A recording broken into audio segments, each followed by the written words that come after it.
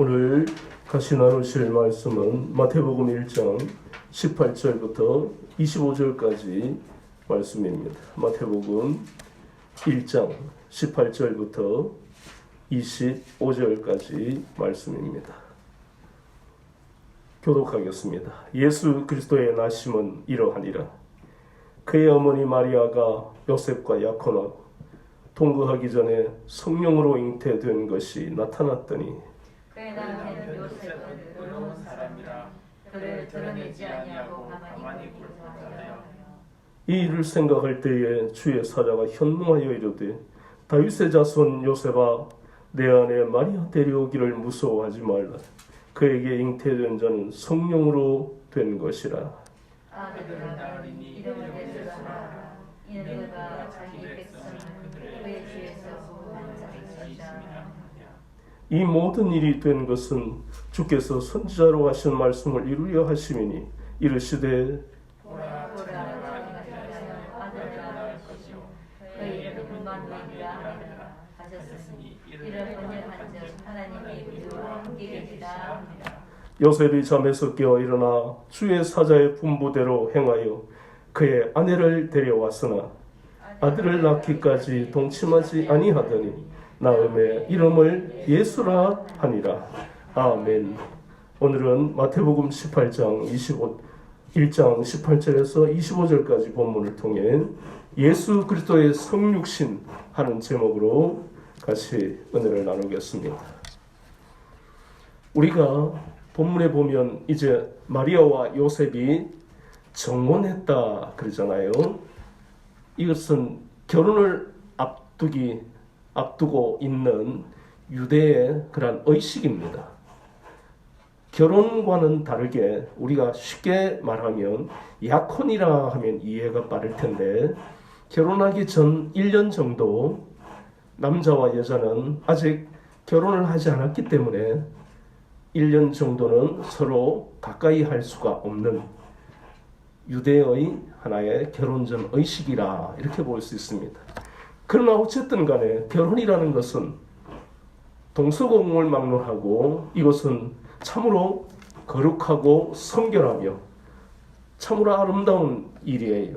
그래서 우리가 조금 그게 역사가 좀 있는 거지만 결혼할 때 입는 여자들의 그 드레스가 흰색인 것은 바로 하얀 드레스 그것을 입는 이유도 정결 혹은 순결을 의미하는 흰색이기 때문에 그렇게 굳어져 있기도 하다는 것입니다. 창세기 2장 24절에 보면 이 결혼이라는 것이 창세기 2장 20절에서 24절까지의 말씀을 보면 하나님이 아담을 지으시고 난 다음에 하나님이 아담을 지으시고 난 다음에 하와를 그 아담의 갈빗대로 창조하실 때에 그 하와를 가리켜서 뭐라고 부르셨습니까? 돕는 배필이다. 내 뼈 중에 뼈요 살 중에 살이라 그랬습니다. 그리고 24절에 보면 이 결혼이라는 것은 하나님의 창조 원리에 의해서 이것은 바로 남자가 그 부모를 떠나 그의 아내와 함께 둘이 한 몸이 될지로다. 이렇게 말씀하고 있는 거예요. 이것은 바로 하나님이 창조 원리로서 하나님께서 이렇게 지으신 것이고 에베소서에 나오면 예수님은 더 구체적으로 이 결혼은 바로 부부가 예수 그리스도와 연합하는 것을 의미하고 있는 것입니다. 그래서 이 결혼이라는 것이 얼마나 중요하고 거룩하고 성스러운 것인가 하는 것을 알 수 있어요.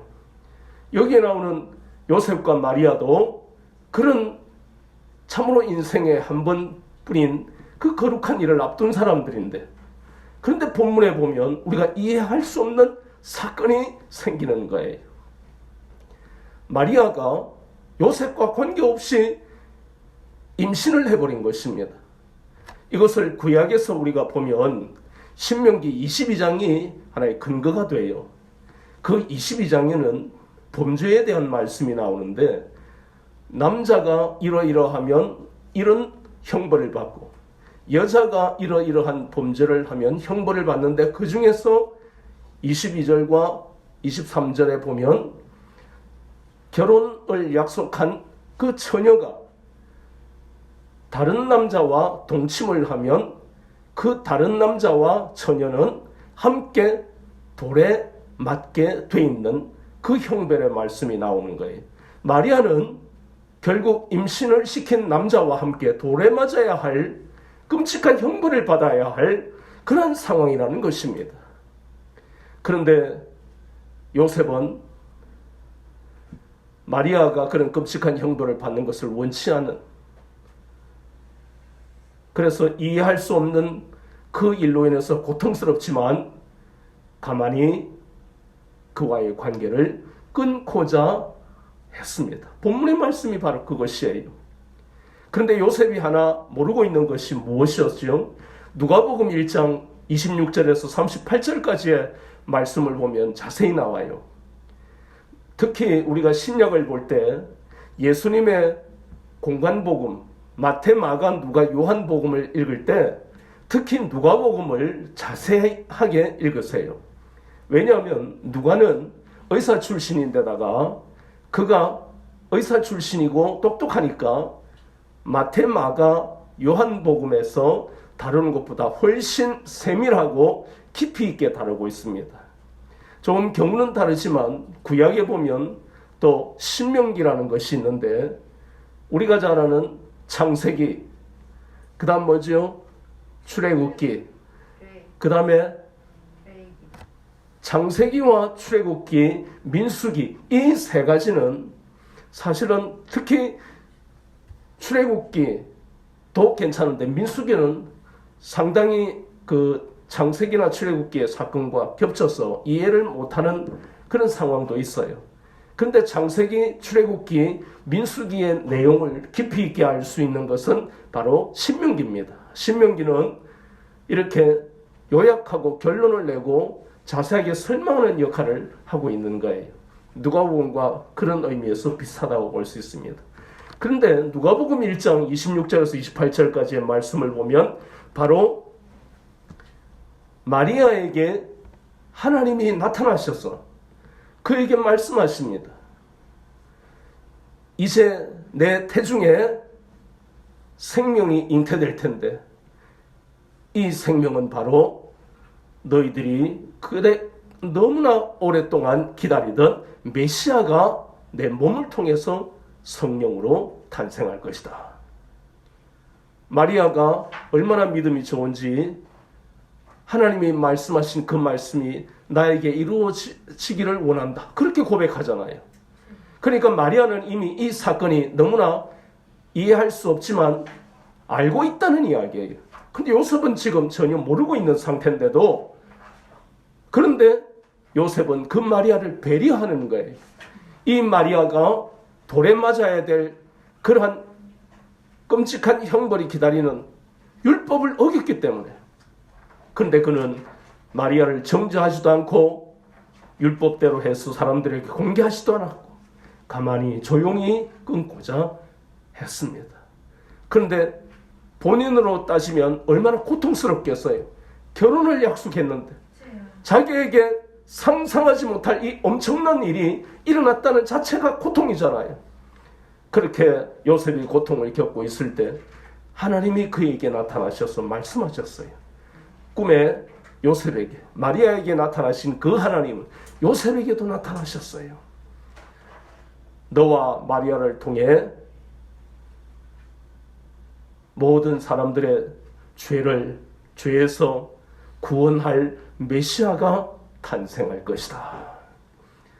드디어 마리아와 요셉에게 하나님은 이 말씀을 하셨어요. 본문에 나오는 것은 바로 이 기이하고 신비로운 동정녀 마리아에서 메시아가 오신 이 사건을 다루고 있는 것입니다.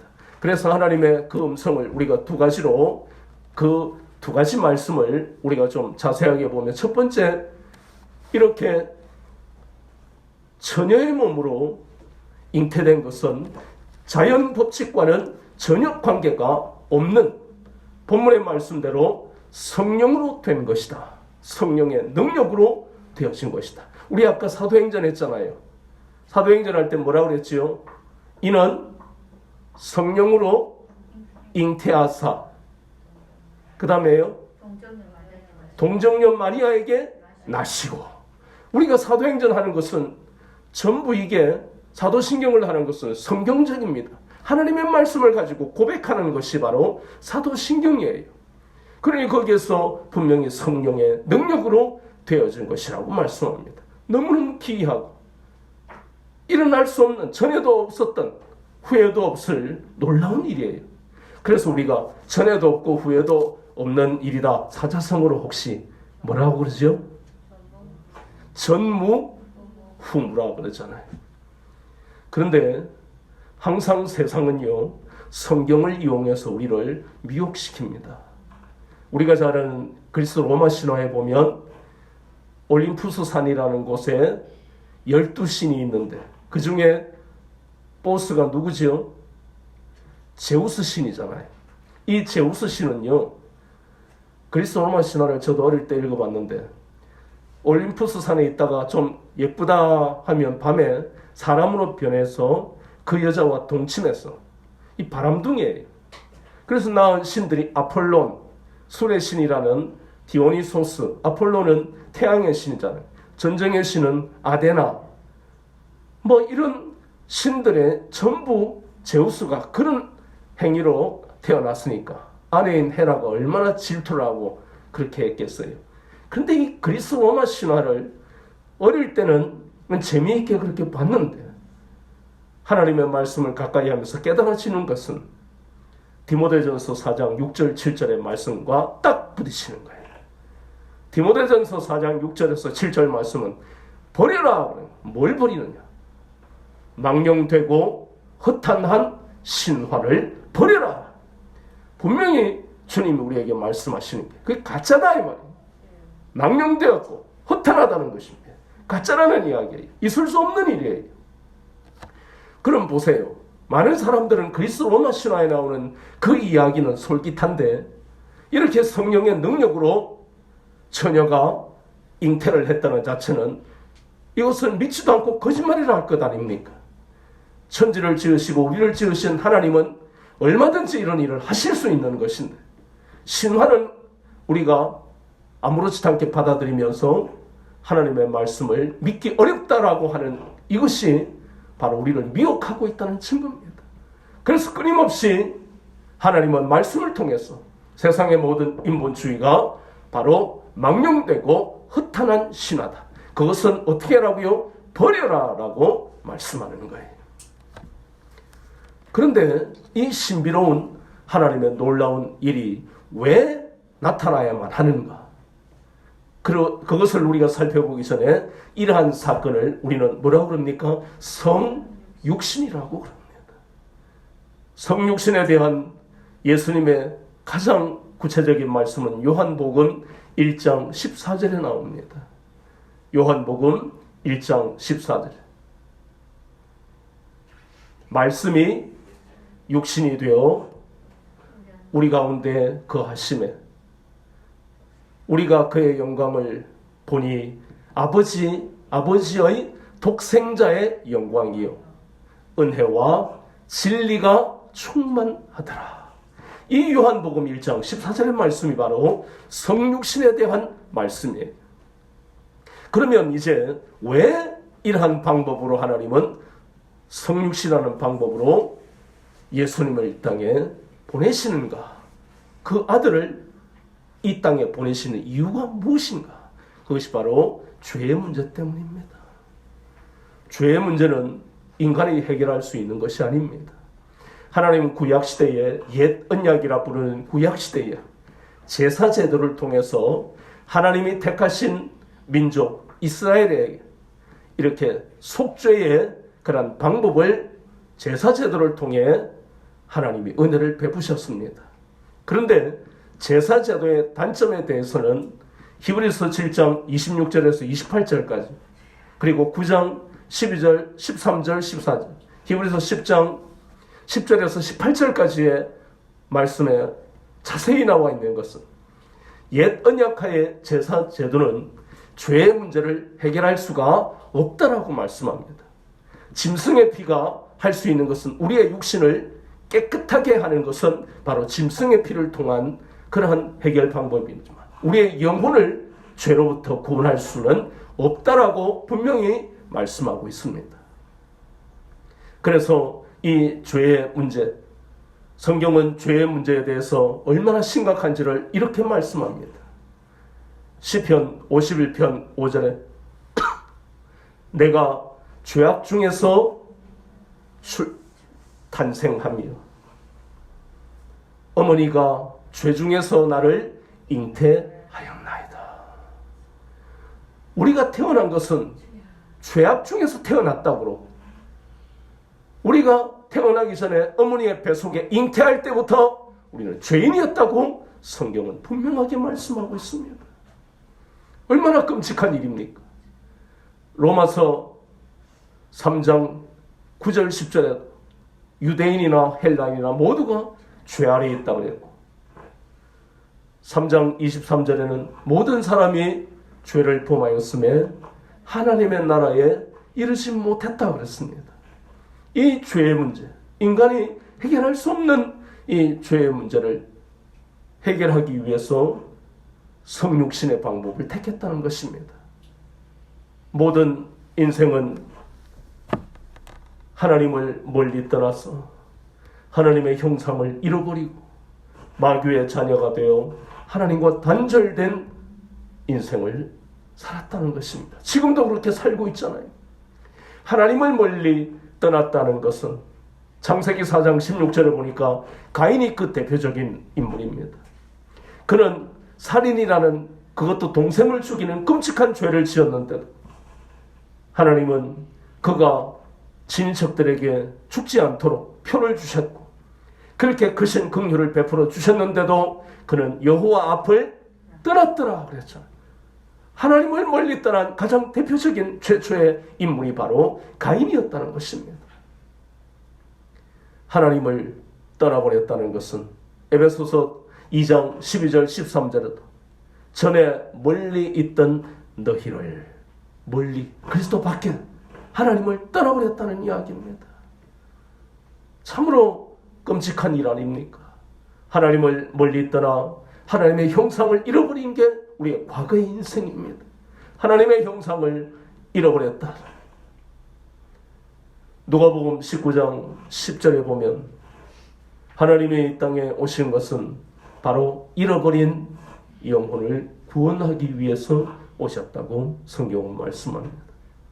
마태복음 10장 6절에도 예수님은 제자들을 보내실 때에 어디로 보내십니까? 잃어버린 이스라엘의 양들에게로 가라.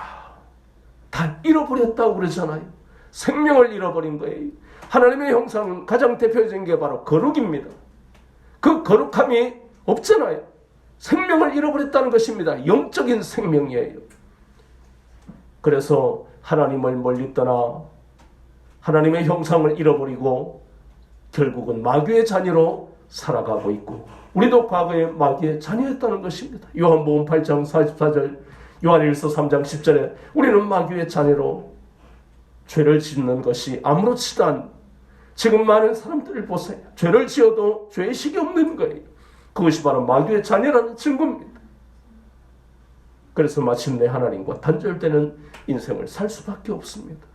이사야서 59장 1절 2절에 보니까 하나님과 단절되는 가장 대표적인 말씀은 하나님의 손이 짧아 우리를 구원하지 못하심도 아니요 하나님의 귀가 둔하여 우리의 부르짖음을 못 들으시는 게 아니다라는 거예요.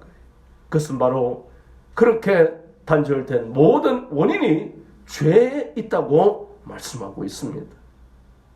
그래서 이 죄의 문제를 해결하실 수 있는 분은 오직 중보자여야만 되기 때문에 그래서 그 중보자이신 우리 주 예수 그리스도께서 성령의 능력으로 동정녀 마리아의 그런 잉태라는 신비롭고도 놀라운 방법을 통해 이 땅에 오셨다는 겁니다. 두 번째 말씀하고 있는 것은 바로 그 아들의 이름을 뭐라고 지으라고요? 예수라고 지으라고 말씀하셨습니다.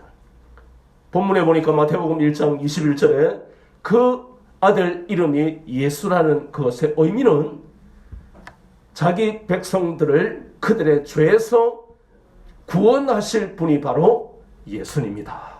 그 의미인 거예요. 죄의 문제. 그러니 이스라엘이 얼마나 큰 복을 받았습니까? 이 지구상의 모든 사람이 죄를 짓는데 그 중에 특별한 공로가 있어서 그런 것도 아닌데 이스라엘을 선민으로 삼으시고 그 유대인 가운데서 그들의 조상이 되어서 다윗의 혈통으로 메시아로 오신 얼마나 영광입니까? 특별한 축복 아닙니까? 그래서 이름을 예수라라.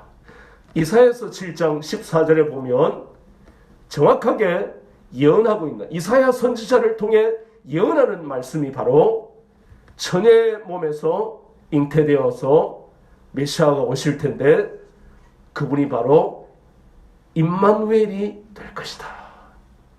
정확하게 하나님의 말씀이 성취되잖아요. 이사야서 7장 14절의 말씀이.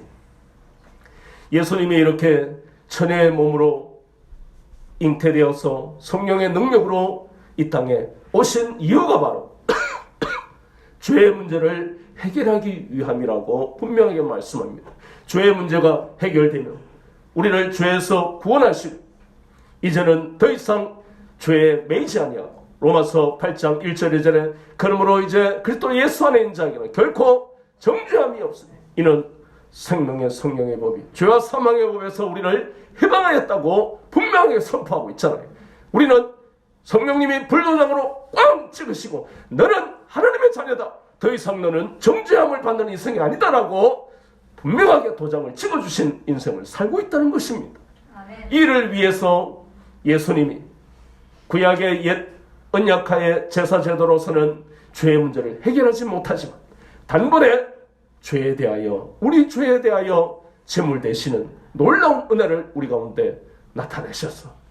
이제 우리는 다시는 정죄함을 받지 않을 뿐 아니라 이 땅에 살아가면서 승리의 삶을 살게 하시는 놀라운 복을 받은 인생이 되었다는 것입니다. 아멘.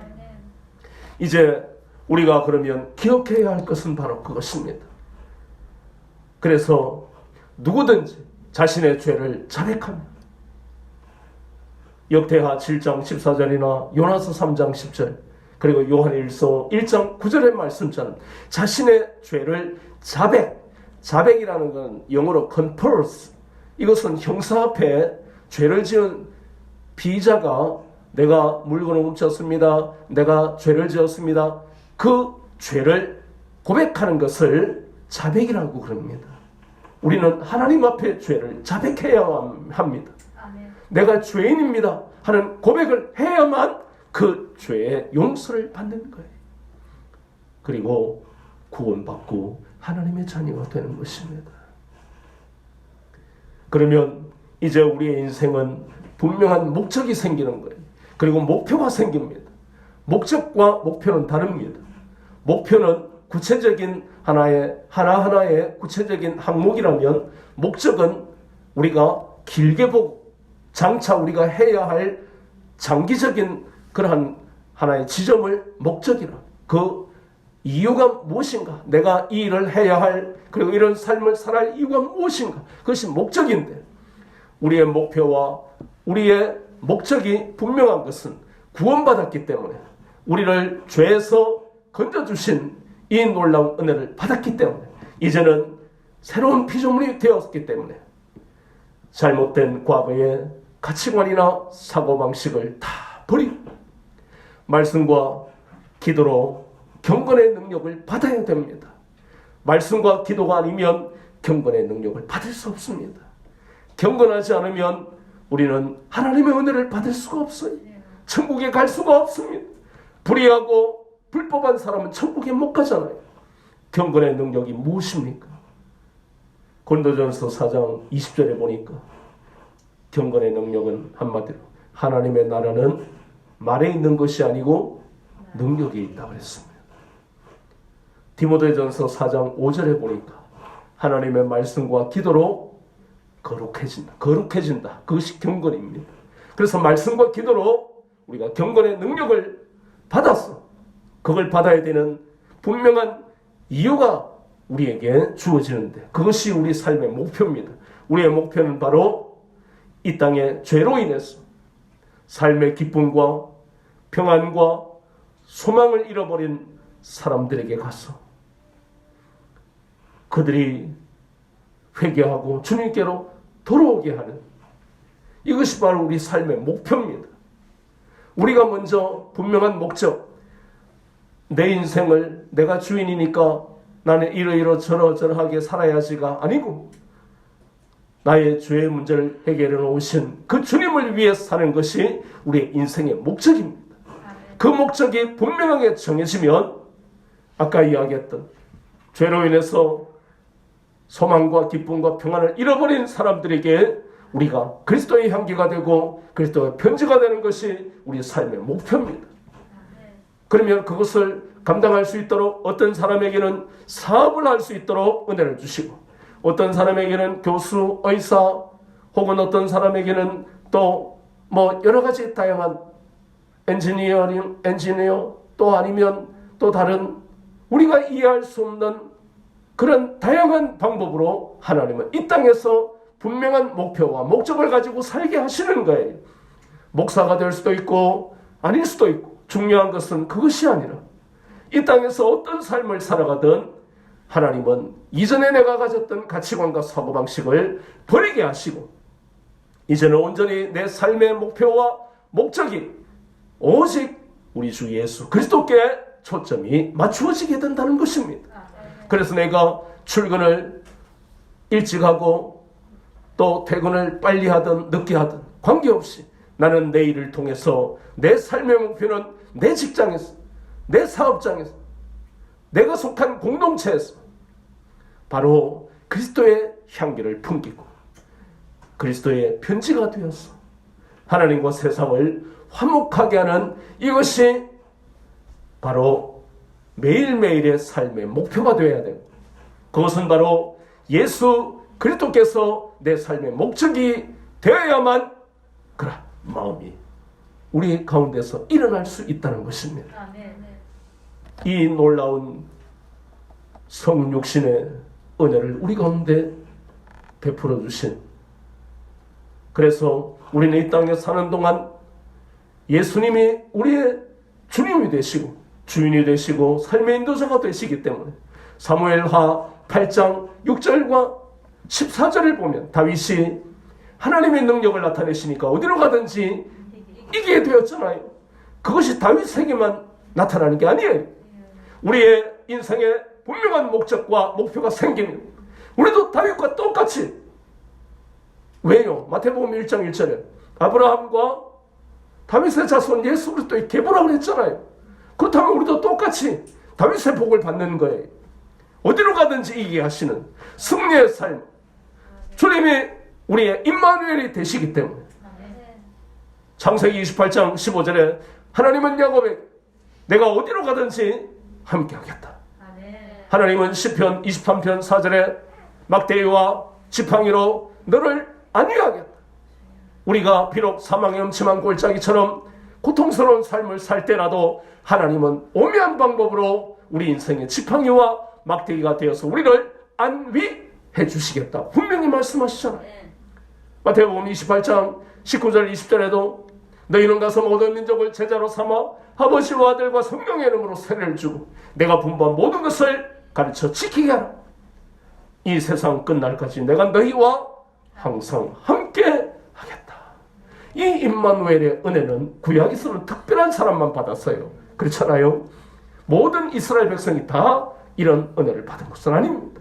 그런데 이제는요, 예수 그리스도를 믿는 사람에게 하나님이 함께 하시는 임마누엘이 되시는 이 놀라운 은혜를 우리에게 베푸시기 위해서 처녀의 몸으로 잉태하사, 그래서 여러 가지 이 본문의 말씀에 보면 요셉과 마리아가 고통스러웠지만 그러나 그러한 방법으로 이 땅에 오셔야만 죄의 문제를 해결하시니까 그 은혜를 우리가 지금 받고 있으니 구약에 나오는 이스라엘과 비교할 수 없는 복을 받은 인생이 우리라는 것입니다. 아멘. 그래서 우리의 이 삶의 목적과 목표가 분명하게 내 마음속에 자리 잡고 있는지 날마다 확인하셔서 나 자신을 위해서 살아가면 안 된다는 것을 분명하게 아시고 2022년도부터는 예전에도 그렇게 살아왔지만 이 새해 하나님 그렇습니다.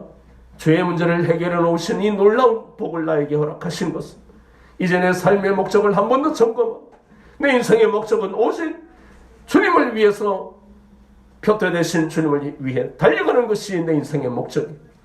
내 삶에 있어서 하나하나의 목표는 바로 이 땅에 죄로 인해서 기쁨과 평안과 소망을 잃어버린 사람들에게 그리스도의 향기와 그리스도의 편지가 되는 것이 내 삶의 목표입니다. 이것을 늘 마음에 새기고 살아갑니다. 그래서 죄에서 구원하시고 이 땅에서 승리의 삶을 살게 하시는 그 주님의 놀라운 은혜들을 날마다 체험하는 여러분 되시기를 주님의 이름으로 축원합니다. 아멘.